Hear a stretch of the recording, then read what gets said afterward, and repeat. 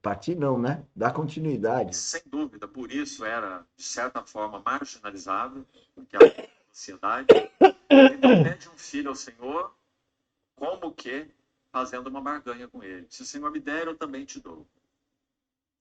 Mas, meus irmãos, o coração de Ana foi tão agradável ao Senhor nesse seu pedido, porque a história não começa com esse pedido.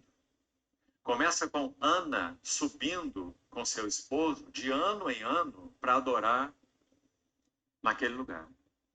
E ela via aquele serviço sendo oferecido ao Senhor de uma maneira desastrosa. Quando você segue os outros capítulos, você vai ver que a palavra de Deus diz que os filhos de Eli eram filhos de Belial, que eles metiam o seu garfo para retirar dos sacrifícios que seriam oferecidos ao Senhor para si mesmos. E que eles até mesmo viviam em promiscuidade com mulheres que iam servir à porta da tenda. E tudo isso, então, Eli olhava de uma maneira descuidada, reprovável. O Senhor diz: seus filhos, Eli, se tornaram execráveis, reprováveis, e você nada fez. Então, essa é a história do lugar onde Ana subia de ano em ano para adorar o Senhor. Ou seja, uma carga pelo testemunho do Senhor foi depositado no coração de Ana. Por isso, quando o seu menino nasce, ela dá a ele o nome de Samuel, o nome do Senhor. E é tão bonita aquela história e tem uma relação tão estreita com a história de João Batista, ambas estéreis, ambas numa fase de transição. Você sabe que Samuel foi o sacerdote profeta que fez uma mudança de fase na nação de Israel, da era dos juízes para a era dos reis. Samuel foi esse grande elemento de transição. Então, a relação entre os dois é muito estreita. E então, quando esse menino é chamado, tão lindo, você lê os primeiros capítulos de Samuel 1, 2 e 3, quando a lâmpada de Deus estava para se apagar. Quando a palavra de Deus não era frequente e as visões eram raras. Quando Eli estava deitado no seu lugar costumeiro, como essas palavras nos falam, um sacerdote velho, espiritualmente falando. Velho com relação à sua idade, não teria nenhum problema, né? Mas ele era velho no que concerne ao seu serviço espiritual.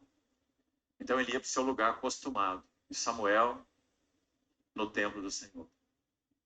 Então, meus irmãos, o Senhor busca por Samuel ali, e se você der um passozinho antes, isso é o capítulo 3, o capítulo 2, você vai ver quando sua mãe entrega Samuel, então, para suprir a lacuna de esterilidade no testemunho do Senhor, é tão lindo que ela faz. Ela continua subindo de ano em ano para o templo. E o capítulo 2 diz que ela levava para Samuel uma túnica nova. Não sei se você já pensou sobre isso. Uma mãe que desejava tanto por anos ter um filho, entrega o filho, aí veja que o ego não existiu, ela entrega o filho para servir a Deus. Que homem foi esse, né? Mas por quê? Porque o coração de Ana estava receptivo à voz de Deus. E o nosso? E o seu? E o meu? Nós estamos receptivos? Nós ouvimos realmente o Espírito Santo? Ele tem advertido muito você?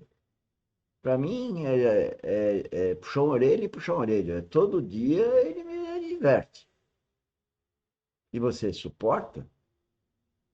Ou se chega alguém e te adverte por uma coisa, você já quer chutar o pau da barraca? Já quer revidar, já quer brigar? Não é fácil, né? Ser divertido, né? A gente acha que é o bam, bam, bam, ou não? Senhores, todos nós achamos. Ai daquele que não acha. Esse está na mão do inimigo. Se nós não nos despir do nosso ego, no sentido de ser egocêntrico, egoísta, soberbo, eu preciso entender que se eu tenho um talento, ele é de Deus, não é meu. Eu tenho que agradecer e usar aquele talento para servir o outro, não para me servir. Será que nós estamos fazendo isso? Eu passo o dia todo me divertindo. Eu não, o Espírito Santo a mim, né? Só que quando ele pede para divertir o outro, toma pancada. Talvez até mesmo como mãe. Ela entregou o seu filho, que do Senhor pediu, para suprir a lacuna no testemunho do Senhor. Mas não apenas o entregou, mas ela continuou exercendo a sua mordomia de cuidado com esse menino. Ela via o seu Samuel uma vez por ano. Mas a cada vez ela estava lá tecendo uma túnica para o serviço dele. Quem sabe imaginando qual será hoje, após um ano, a estatura desse menino. E exercendo uma mordomia naquilo que concerne aos interesses do Senhor. Que Então, eu tenho que ser mordomo do meu corpo, mordomo dos meus dons, do meu talento, para servir a Deus. Se eu não usar o meu corpo, meus dons para servir a Deus,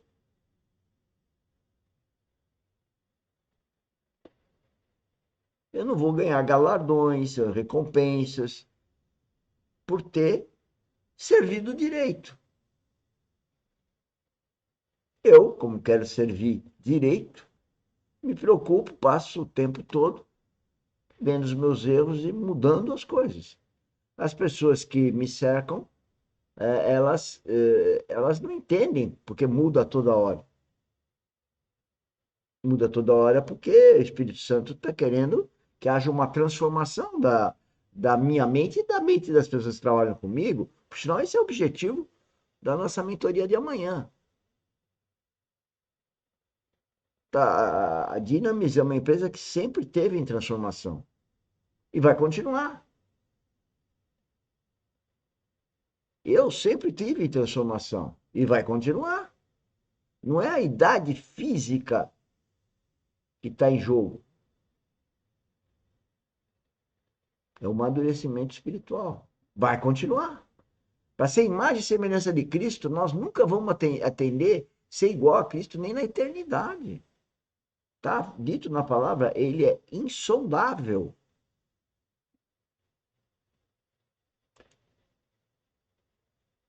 exemplo. Então, quando nós colocamos as duas histórias juntas, o que nós vemos quanto a João? A mesma lacuna, a mesma esterilidade espiritual. E o Senhor, da mesma maneira, atento a um remanescente. Nós temos dúvida que Ana era um remanescente naquele tempo? Não podemos ter nenhuma dúvida. E nem os que são mencionados nos dois primeiros capítulos de Lucas. Zacarias, o sacerdote, e Isabel, a sua mulher estéril. Simeão, aquele que provavelmente era um ancião, embora a Bíblia não o diga, mas muito provavelmente. Tá vendo como eram poucos?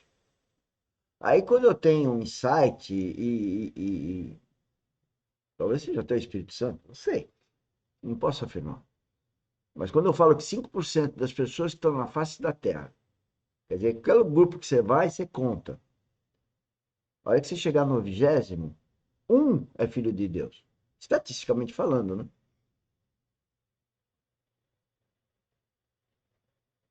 E não vai pensar que se você for numa igreja cheia de cristãos, eu vou dizer que lá talvez tenha um pouquinho mais. Mas, não sei. Meu número é 5%. A mistureba total. E aí, veja, tá aí o caso do João Batista, tá aí o caso da Ana, Samuel, seu filho. Eram poucos. A história bíblica está falando isso.